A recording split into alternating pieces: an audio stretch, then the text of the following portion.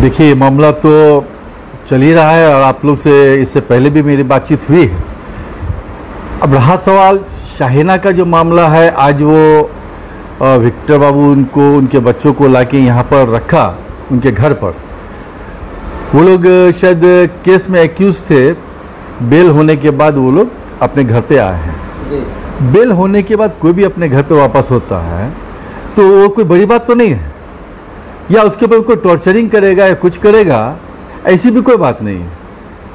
वो एक law and order के मुताबिक वो बेल पाया और बेल होने के बाद वो अपने घर में आ ही सकता है। हर आसामी आता है, मर्डर करने के बाद भी मर्डर करने वाले लोग आ जाते हैं तो कोई कुछ नहीं बोलता है, ऐसा है तो बहुत अच्छा बात है।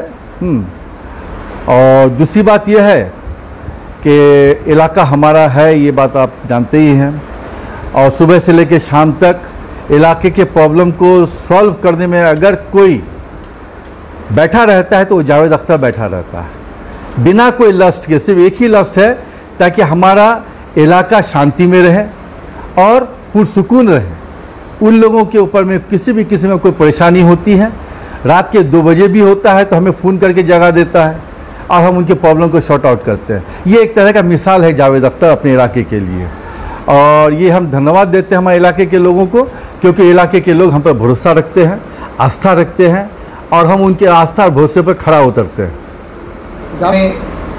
दिलासा भी दिए। देखिए, सबसे पहले मैं आपको बता दूं कि 5 लाख रुपए की बात जो आपने कहा, वो हकीकत मेरे पास कई बार आई और अपना वो दुखड़ा सुनाई भी। सुनने के बाद हमने कहा कि ठीक है, हम दूसरे पार्टी को भी बुलाते हैं। दूसरे पार्टी को भी हम बुलाए, बुलाने के बाद जो कर्जदार है, उसके बाद उसको भी हमने कहा कि देखो, जो होना था वो हो गया है। और ख़ुद वो शाहीना ने हमें कहा था कि 9,60,000 रुपये हमने असल रूप में पैसे लिए थे, और उसका बहुत कुछ डिमांड हो रहा है, ये हो रहा है, वो हो रहा है। हमें लेकिन जाने दो, वो सब तुम 9,60,000 रुपया ली हो तो वो तो असल तुमको देना ही पड़ेगा। तो उसने कहा कि हम तो 21 लाख रुपए दे चुके हैं। तो हमने कहा कि 21 लाख अगर तुम दे चुकी हो, ये 3 जुलाई 2024 से लेके अब तक, तो उसका कोई एविडेंस है तुम्हारे पास तो तुम हमें दो। तुम्हें कोई अगर प्रूफ है तो तुम हमें दो, ताकि हम उसके साथ फाइट कर सकें कि तुमको इतना रुपया दे चुकी है वो, तो फिर तुम और क्यों मांगते हो। तो उसने कहा कि हमारे पास तो कोई प्रूफ नहीं है, हम तो ऐसे पैसे देते रहे।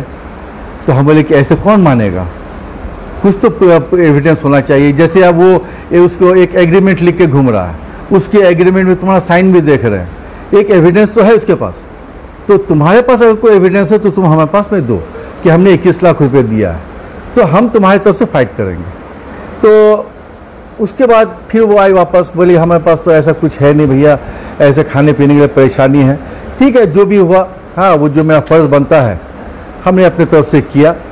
तो हमने उसको कहा कि एक काम करो, तुम असल का भी छोड़ो, हाँ, वो 9 लाख 9.5 लाख भी छोड़ो, तुम एक काम करो, 4-5 लाख रुपए अगर तुम्हारे पास इंतज़ाम है, कोई रास्ता अगर तुम्हारे पास निकलता है तो तुम निकाल के अब बैठो, क्योंकि ये तुम्हारे पास और भी कुछ कई औरतें मेरे पास आई थी यही मामला को लेकर के, हमारा पैसा शाहीना लेके बैठी हुई है, वो पैसा देती नहीं है। जब भी शाहीना के पास जाते हैं तो शाहीना हमको धमकाती है, डराती है, केस कर देती है, इस तरह का। तो हमने देखा कि ये शाहीना तो अलग अलग इसमें घिरी जा रही है।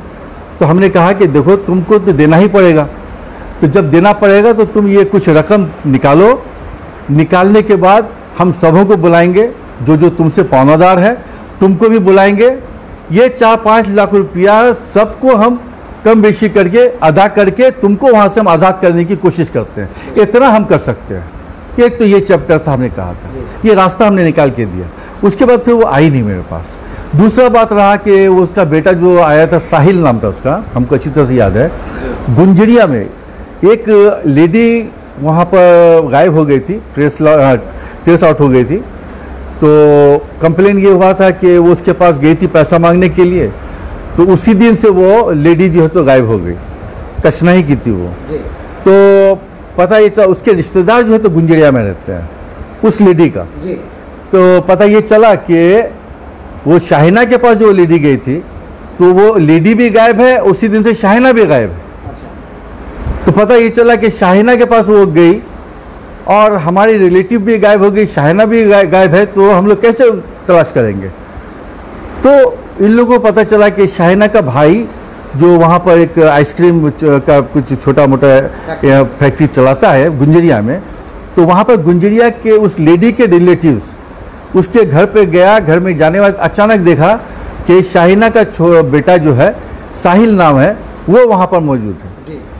वहाँ पर जो मौजूद है तो साहिल को पकड़ा कि भाई तुम्हारी माँ कहाँ है। जी। तो शाहिना का बेटा ने कहा कि वो लेडी आई थी, हमारे घर कई बार आई है, हम जानते हैं, मेरी माँ अभी कहाँ है हमको नहीं मालूम।